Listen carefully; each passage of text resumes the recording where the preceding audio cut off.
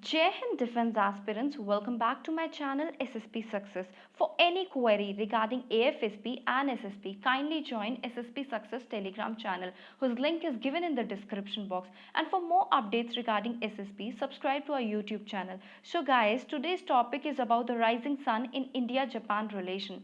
So पहले basic की बात करते हैं। जो अभी आपको लेफ्ट में दिख रहे हैं ये है शिंजो अबे। ये जापान के फॉर्मर प्राइम मिनिस्टर हैं और इन्होंने रिजाइन कर दिया है और अब जापान के प्राइम मिनिस्टर है योशिहिदे सुगा। जब शिंजो अबे जापान के प्राइम मिनिस्टर थे ना तो इन्होंने चाइना के एग्रेसिवनेस के अगेंस्ट अलायंस बिल्ड करने पर फोकस किया। जैसे उनको लगता था कि चाइना को काउंटर करने में इंडिया एक इम्पॉर्टेंट कंट्री साबित हो सकता है। तो शिंजो अबे के टाइम पर इंडिया और जापान के रिलेशन काफ़ी स्ट्रांग हुए और इन्होंने ही क्वाड का आइडिया प्रपोज किया था। क्वाड जो ऑर्गेनाइजेशन है जिसमें 4 कंट्रीज है, India, USA, Japan and Australia. देखो, जब इन्होंने रिजाइन किया तो कुछ एक्सपर्ट्स को डाउट लग रहा था कि चाइना के अगेंस्ट जितने एक्टिव शिंजो अबे थे, क्या उतने ही एक्टिव उनके सक्सेसर सुगा वो भी उतने ही एक्टिव रहेंगे या नहीं।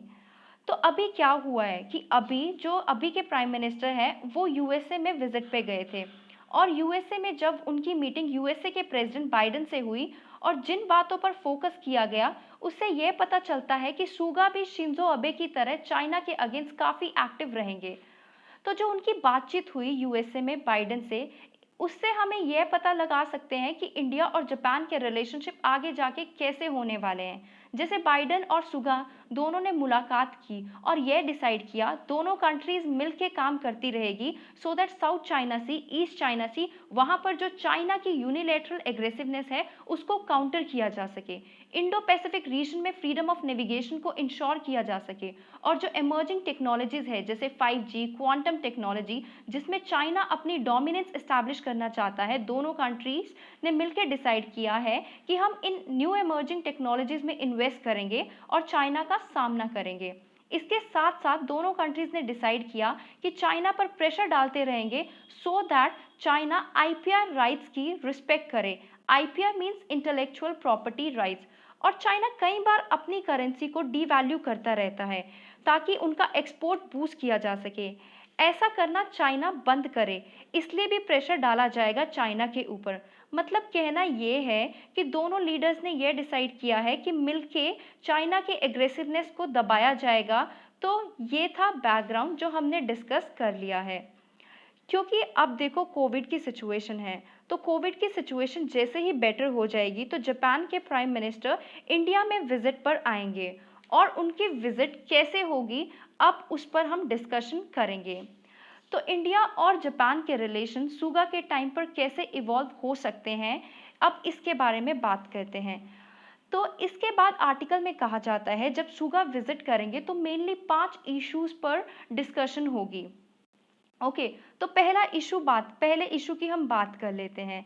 तो पहला इशू क्या है? तो पहला इशू ये है कि जब शिंजो अबे जापान के प्राइम मिनिस्टर थे 2014 में और 2014 में मोदी प्राइम मिनिस्टर बने थे इंडिया के, तो दोनों के बीच चाइना को बैलेंस करने के लिए कॉपरेशन स्टार्ट हुआ और यह कॉपरेशन आगे भी जारी रहेगा, यह उम्मीद की जाएगी। हाल ही में मोदी ने जापान के प्राइम मिनिस्टर के साथ फोन पर बातचीत की और उस बातचीत के दौरान सुगा ने साउथ चाइना सी में और ईस्ट चाइना सी में और जो चाइना के यूनिलेटरल एक्शन है, मींस जो चाइना अपनी मनमानी करता है, south China Sea, East China सी, जिनजियांग रीजन जहां पे उइगर मुस्लिम हैं उन पर चाइना अत्याचार कर रहा है और हांगकांग में भी लोगों के राइट्स छीने जा रहे हैं, प्रोटेस्ट को दबाया जा रहा है।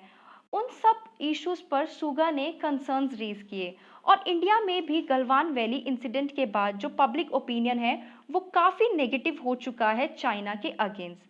अब हम क्या करते हैं, अब हम दूसरे पॉइंट की बात करते हैं। दूसरे पॉइंट की अगर हम बात करें तो दूसरे पॉइंट में देखो पिछले 10 सालों में इंडिया और जापान के बीच में जो मिनिस्टर लेवल कॉन्टैक्ट काफ़ी स्ट्रांग हुए हैं। आज इंडिया और जापान जो है उनके बीच में 2+2 मिनिस्टर लेवल मीटिंग का प्रोविजन है और मीन्स दोनों कंट्रीज के foreign minister and defence minister आपस में मीटिंग करते हैं और सिक्योरिटी इश्यूज पर डिस्कस करते हैं। दोनों कंट्री ने कई सारे एग्रीमेंट साइन किए हैं, such as acquisition and cross servicing agreement, logistic agreement. इसके अलावा दोनों कंट्रीज के बीच जॉइंट मिलिट्री एक्सरसाइज ऑर्गेनाइज होती है, जैसे मालाबार एक्सरसाइज, जिसमें यूएसए एंड अब ऑस्ट्रेलिया भी पार्टिसिपेट करता है। दोनों कंट्रीज चाहती हैं कि इंडो पैसिफिक रीजन में फ्री और स्टेबल रहे और चाइना अपनी मनमानी ना कर सके, फ्रीडम ऑफ नेविगेशन को नुकसान ना पहुंचाए और चाइना इंडो पैसिफिक रीजन में मतलब तो इस अकॉर्डिंग दोनों कंट्रीज के लिए क्वाड जो है वो सिक्योरिटी स्ट्रैटेजी के लिए काफ़ी इंपॉर्टेंट पिलर की तरह इमर्ज होके आ रहा है, क्योंकि जो चाइना है वो तो अपनी हरकतों से बाज नहीं आता है, वो अपना सिर्फ डोमिनेंस एस्टैब्लिश करने पे लगा हुआ है। तो दोनों लीडर्स के बीच में डिफेंस टेक्नोलॉजी एंड एक्सपोर्ट को स्ट्रेंथन करने के भी रिगार्डिंग भी बात होगी और उस पर फोकस किया जाएगा। मींस डिफेंस रिलेटेड टेक्नोलॉजी को आपस में शेयर किया जाएगा और जापान हमें लेटेस्ट मिलिट्री इक्विपमेंट्स एक्सपोर्ट करे, इसको लेके भी बातचीत हो सकती है। इसके बाद अब हम थर्ड पॉइंट की बात कर लेते हैं। जो थर्ड पॉइंट है जिसमें कहा जाता है जब दोनों कंट्रीज के प्रीमियर्स की बात होगी तो न्यू एमर्जिंग टेक्नोलॉजी जैसे artificial intelligence, quantum technology, cyber security sector में भी कॉपरेशन को कैसे स्ट्रेंथन किया जाए, इस पर बातचीत हो सकेगी। जब शिंजो अबे प्राइम मिनिस्टर थे तो दोनों कंट्रीज ने मिलकर digital research and innovation partnership को इस्टेब्लिश किया था। इस पार्टनरशिप में artificial intelligence, 5G to the internet of things and space research, इन जैसी टेक्नोलॉजीज पर फोकस होता है। अभी देखो यह बात क्लियर नहीं है कि जब दोनों कंट्रीज के प्रीमियर मिलेंगे तो फिर कुछ इश्यूज को लेके जापान के पीएम अपने कंसर्न रेज कर सकते हैं या नहीं, मतलब उनको क्या क्या प्रॉब्लम है वो भी बोल सकते हैं। जैसे देखो बुदापेस्ट कन्वेंशन को लेके, बुदापेस्ट कन्वेंशन जो है वो साइबर सिक्योरिटी से रिलेटेड है और इंडिया के कंसर्न ये है इस कन्वेंशन को लेके बिकॉज इस कन्वेंशन में क्रॉस बॉर्डर डेटा को ट्रांसफर करने का अलाउ किया गया है और जबकि इंडिया डाटा लोकलाइजेशन पे फोकस करता है। अब हम फोर्थ पॉइंट की बात कर लेते हैं।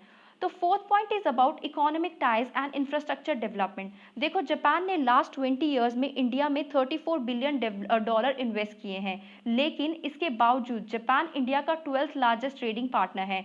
इंडिया और चाइना के बीच जितने ट्रेड होते हैं उसका सिर्फ 1/5 होता है इंडिया और जापान के बीच। मीन्स ट्रेड का काफ़ी स्कोप है। अभी जो समिट ऑर्गेनाइज होगा, मोदी सुगा मीटिंग करेंगे तो जापान इंडिया के कुछ मैन्युफैक्चरिंग इनिशिएटिव्स के लिए सपोर्ट फिर से जाहिर कर सकता है, जैसे मेक इन इंडिया और जापान इंडस्ट्रियल टाउनशिप। इंडिया ये भी चाहेगा जैसे जापान इंडिया के कुछ एरियाज में जैसे इन्वेस्ट कर रहा है, इंफ्रास्ट्रक्चर बिल्ड कर रहा है, फॉर एग्जाम्पल नॉर्थ ईस्ट में और अंडमान एंड निकोबार आइलैंड में, यहाँ पर जापान अपने इन्वेस्टमेंट करना जारी रखे, ऐसा इंडिया चाहेगा। अब लास्ट पॉइंट की बात कर लेते हैं। देखो पिछले कुछ सालों में जापान और इंडिया ने मिलके दूसरे कंट्रीज में भी काफ़ी इन्वेस्टमेंट किया है, जैसे दोनों कंट्रीज मिलके ईरान एंड अफ्रीका में इंफ्रास्ट्रक्चर बिल्ड कर रहे हैं। दोनों कंट्रीज ने मिलके म्यांमार एंड श्रीलंका में काफ़ी एड दी है, लेकिन हुआ क्या है, जैसे अफ्रीका एंड ईरान में मिलके इंडिया और जापान ने इंफ्रास्ट्रक्चर बिल्ड किया है, तो उसमें रुकावट आई बिकॉज डिले की वजह से प्रोजेक्ट की काफ़ी कॉस्ट बढ़ गई। तो ये है छोटे छोटे इश्यूज जिन पर दोनों जो कंट्रीज़ के लीडर्स हैं वो बातचीत करेंगे। और जापान ये भी चाहेगा कि RCEP यानी रीजनल कॉम्प्रिहेंसिव इकोनॉमिक पार्टनरशिप, जिसमें पहले इंडिया को भी शामिल होना था लेकिन इंडिया ने एंड में मना कर दिया और अब इस पार्टनरशिप में 15 कंट्रीज है, तो जापान चाहेगा इंडिया इस पार्टनरशिप का हिस्सा बने। अब हम लास्ट कंक्लूजन की बात कर लेते हैं। तो आर्टिकल में ये कहा जाता है कि देखो शिंजो अबे जो 2006 में जापान के प्राइम मिनिस्टर थे, तो उन्होंने इस टाइम पे एक बुक लिखी थी, उत्सुकी कुनी which means towards a beautiful country. यह कोई सरप्राइज नहीं है होगा कि उन्होंने अपनी बुक में लिखी थी ये बात, कि ये कोई सरप्राइज नहीं होगा कि आने वाले 10 सालों में इंडिया और जापान के रिलेशन जो है वो ओवरटेक कर लेंगे Japan USA and Japan China relation को।